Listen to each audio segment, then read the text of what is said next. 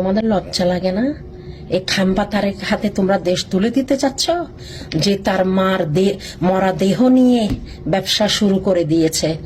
আমরা কি ঘাস খাই? হসপিটালের মধ্যে কি আমরা গরুর ঘাস খাই? হ্যাঁ, ঘোড়ার ঘাস খাই? হ্যাঁ, খালেদা জিয়া তো অনেক আগে মারা গেছে, আমরা বলছি। ওটাকে প্রিজনেশন ইনজেকশন দিয়ে এভাবে মোমের মতো বসায় রাখছিল। কি লাভ হয়েছে? কখন যে মারা গেছে, এই মরা দেহ নিয়ে তোমরা ব্যবসা শুরু করে দিছো। এটা গুনাহ হবে না? এটা গুনাহ হবে না? তোমরা গুনার কাজ করো নাই? একটা মরা দেহকে ইনজেকশন দিয়ে টাটকা রাখার জন্য মোমের মতন করে রাখছো, মানুষকে ধোকা দিতেছিলা। এটা তো অনেক আগে সে মারা গেছে।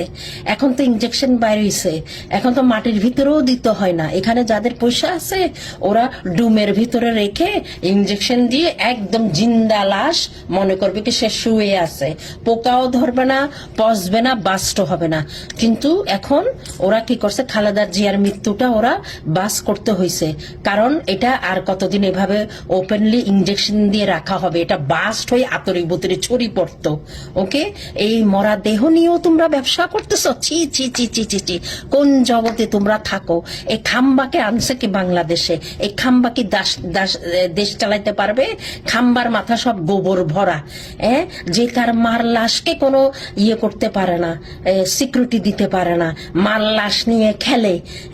মার লাশ নিয়ে খেলে, সে কি জনগণকে চালাইতে পারবে, দেশ চালাইতে পারবে?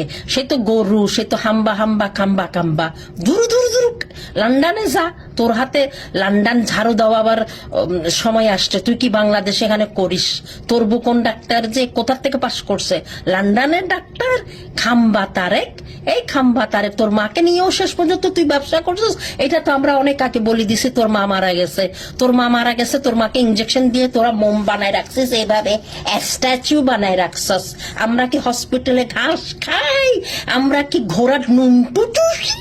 খাম্বা তারেক, ওই খাম্বা তারেক তোর মতন মূর্খ নাকি আমরা? সুদের ফুত, দূর দূর দূর, তোর মার লাশ নিয়েও তুই খেলিস। দূর দূর দূর দূর দূর, তোরও মোম বানায় রাখি দিব আমরা।